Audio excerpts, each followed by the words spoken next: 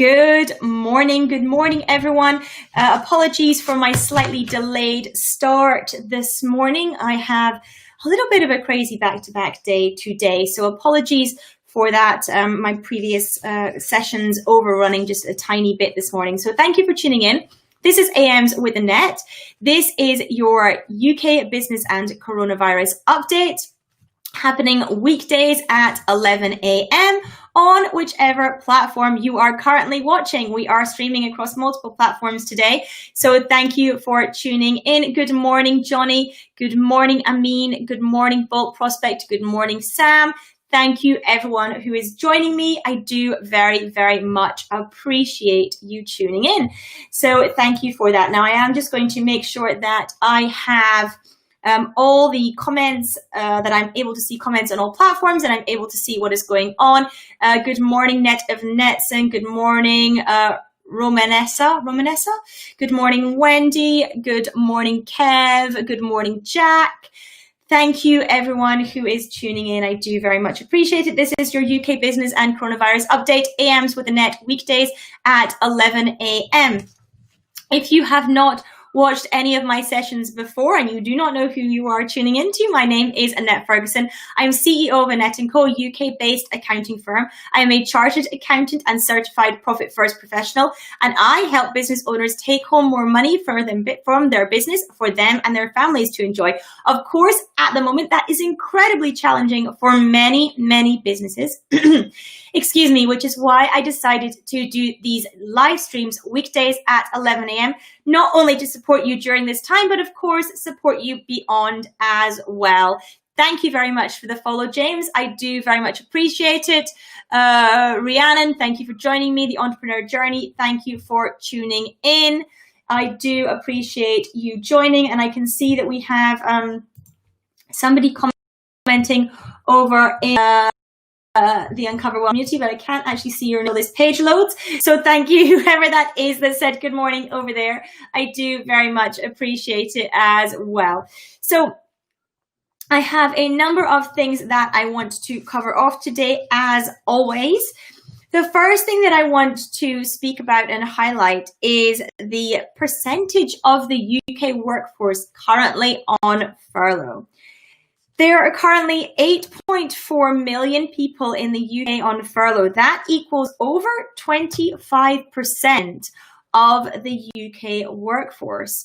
We also now know that there are at least 3% of the UK workforce who have already been made redundant during this time period, and we expect that number to significantly increase, and to do so probably from the 1st of August, because furlough as it currently stands in its current form runs up to the end of July.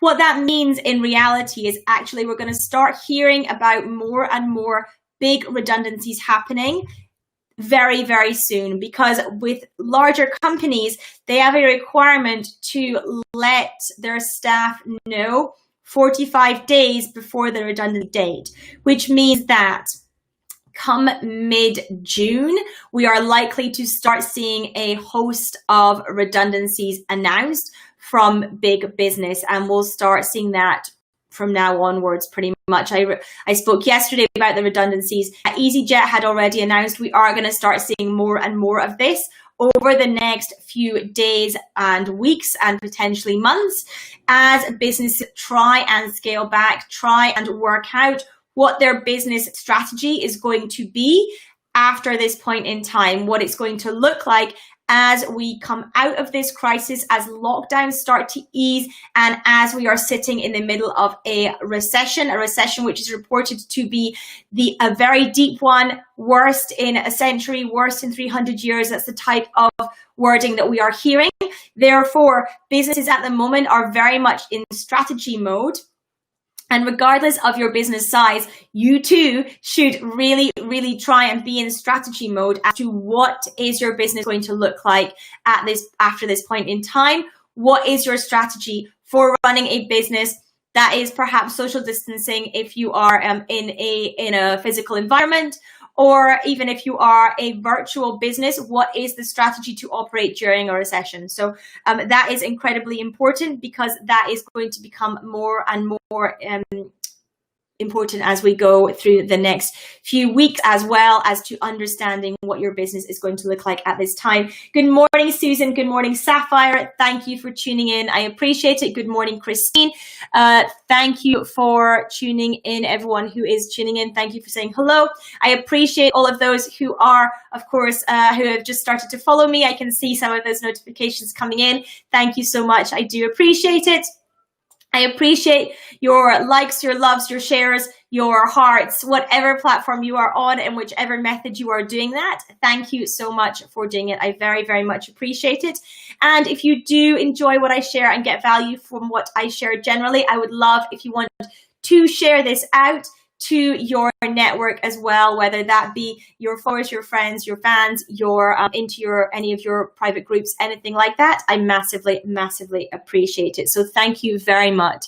Let's have a look and see if we've got any questions coming in. I'm happy to take questions. This is the UK business and coronavirus update. I'm happy to take questions as well on anything business, economy related. What I do not answer is anything on politics or on health. Neither of those are my specialist field, and therefore I cannot answer anything on those questions. So let's see, we've got some questions, I think, coming through. OP is saying, do you believe businesses will take into account a second wave? I think they certainly should take into account the possibility of a second wave. Yeah, absolutely. When you are looking at your business strategy, I think you really need to assess what you would do under a second wave scenario. I think that a lot of businesses have suffered huge issues this time around, and in part that is because there was no contingency plan, there was no backup plan, there was no and you know, in all honesty, who could have foreseen such an incredibly extreme situation? But it's always really important, no matter what your business size is, to have business continuity plans in place, to have emergency plans in place. Should things happen, you know what to do. You can put those plans into place. And I definitely think that business owners at this point in time need to be going through the what if there's a second wave scenario, without a doubt. Hopefully, of course, there won't be one, but we just can't tell. So we need to be prepared as business owners for as much of the things that may or may not happen as we physically can be. Damien's asking, what's the song that best describes my life? Oh my goodness, Damien, I've never been asked that question before. I have no idea. Probably something quite boppy, I would say, but I really don't know. Good question, though. What else have we got? Cooking with Dylan says, hi, I make cooking videos, but I don't get many views. Dylan, a lot of stuff to do with getting views is making sure that you are sharing out your videos on all your social platforms, that you're building an audience, and that you're consistent. Those are the things that typically tend to get views over time. Many people are not patient enough when it comes to running their business, and they want instant views, instant customers, and patience is a big thing that many business owners struggle with, including me. Many do, and so try with the consistency, try with the patience, and see what that's like. Malsey Doodles says, are you rich? Do you like what you work for? So I think you're asking me if I enjoy what I do. I absolutely do enjoy what I do. I've been running my own business now for 11 years this year, and I very much do enjoy what I do. Of course, rich is subjective, as wealth. Those things are both subjective. I can tell you happy, and that is one of the main things in terms of being rich and wealthy, I think, is to be happy and healthy. So, you know, whether you deem that an answer or not, I'm not sure, but that's the answer. That's the answer I have for you.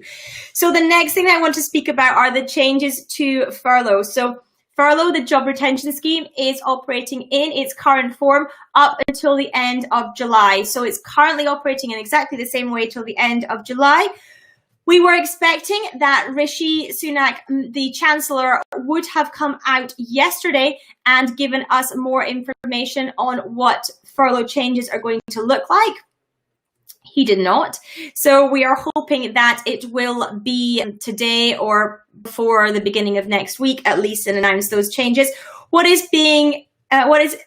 expected to happen is it is expected that employers will start to pay 20% of staff wages plus national insurance contributions and pension contributions. We are being told full details will be released within days, but with this setup, the Treasury is not denying this at the moment. So that is what we are expecting to be announced, not official as yet.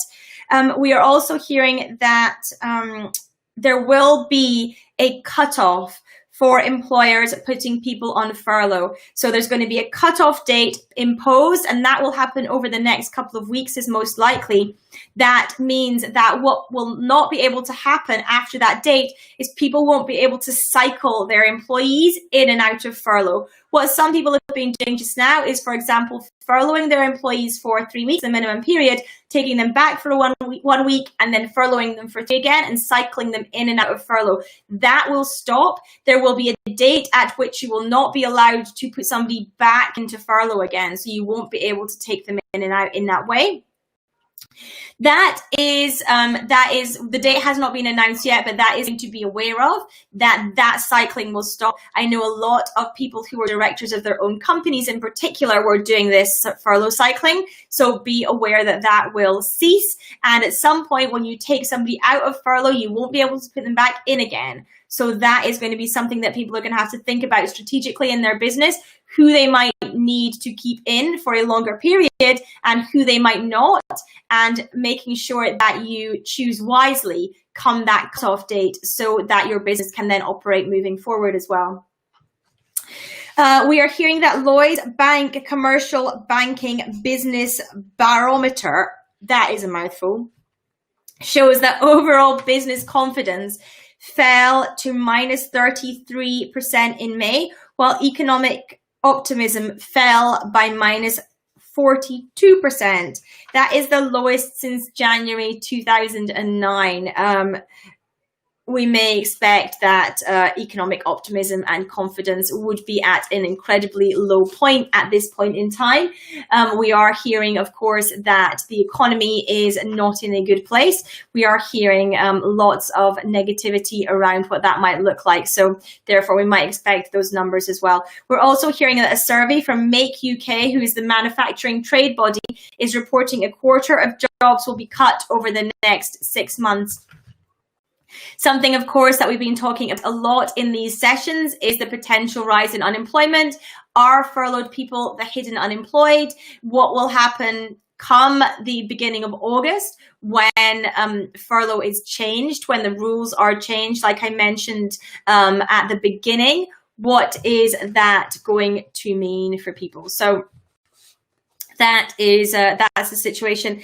This is, for those of you who are joining, this is the UK Business and Coronavirus Update, covering all things around the government, the banks, business, the economy, and what all that looks like at the moment. Sakur, thank you. I do appreciate your very kind words. It's very kind of you. I very much appreciate the love.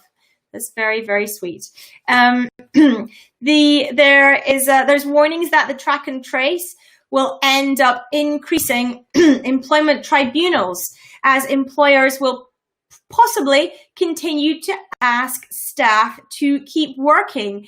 The issue here is that we heard from Matt Hancock that employers are expected to continue paying wages if people are being told that they have to self-isolate as a result of the track and trace initiatives that have just been introduced. So we've got a real problem there, that employers are being told they have to continue paying wages, yet their staff are unable to work. He then went on to say, employers should think about it as if their staff is ill. But of course, if they were ill, they would be getting statutory sick pay. So we don't know which it actually is in reality. Very, very mixed messages from the government.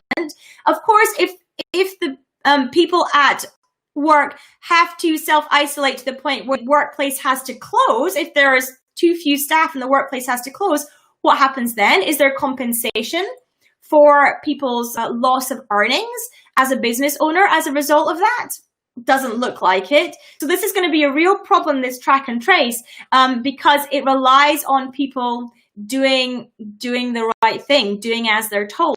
And that's going to be a real problem. If they're not symptomatic, they don't believe they have coronavirus, getting people to then self-isolate for 14 days with potential loss of income, or asking employers to keep paying wages for people who are self-isolating for 14 days, it's going to cause even more problems in business. And that's going to be very, very difficult. Some employers might turn around and say, well, you've got no symptoms, you need to come to work. That's going to lead to increases in employment tribunals. That's going to lead to people saying that their workplace is therefore unsafe to work, and all those problems as well. So we got some issues there with that situation. The Monetary Policy Committee is saying that the Bank of England should act aggressively because the economy faces serious risks from coronavirus. The Monetary Policy Committee, the MPC, believes that quantitative easing should be first on the agenda.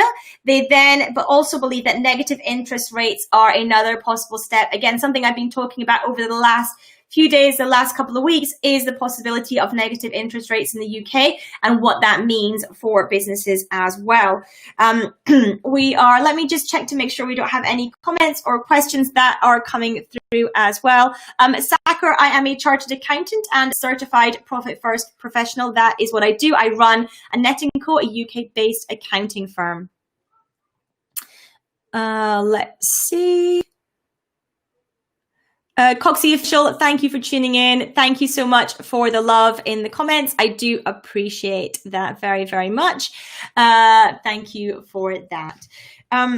What else are we hearing? We're hearing more than half of UK museum directors are concerned their institutions will no longer be viable, with social distancing threatening to hit visitor numbers and income.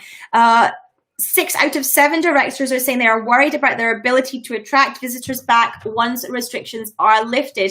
This is the latest sector that is coming out and saying we are going to really struggle with social distancing in place, and questioning the viability of their business models and their businesses as a result. Of course, we're been hearing this a lot from the retail sector as well. Many people incredibly worried that their businesses actually cannot operate viably with social distancing measures in place. So that's a big issue, and it is one that is not going to resolve itself anytime soon. So the question is, should these businesses even open? Are they actually incurring more losses being open with social distancing measures in place, with increased costs of PPE and all those things, than they are actually just keeping their doors closed? And that's going to be something that, if you are running a business that relies on footfall, you're going to have to look at your strategy around that as to whether that actually makes sense for you to open or not. Because it may be the case that even though you're allowed to open, you might incur more losses being open than you would otherwise. You know, you will have, for example, potentially to restock inventory. As I said, you will potentially have increased spikes in PPE costs, screens, all those kinds of things. You may have issues around staffing and how to stagger staff, and when some staff could be working when others can't. All those kinds of things are going to cause massive issues for many businesses, unfortunately. Hello, I cannot pronounce your name. Near Bahar maybe. I'm really sorry. I've completely butchered your name. But I'm very well. Thank you. Thank you so much for asking. I do appreciate it very much. You're asking where I am from. I am based in Scotland, about just south of Edinburgh, is where I am in the UK. So the UK economy is showing tentative signs of improvement, which is good news. But, you know, the tentative signs come amidst a horrendous economy at the same time. So we are hearing that there are some job vacancies reopening. Household spending is contracting less sharply. So contracting less sharply is not the most positive thing in the world, but it is contracting less sharply. And companies are now returning to business. Motor vehicle usage is on the rise. Property searches have jumped as well.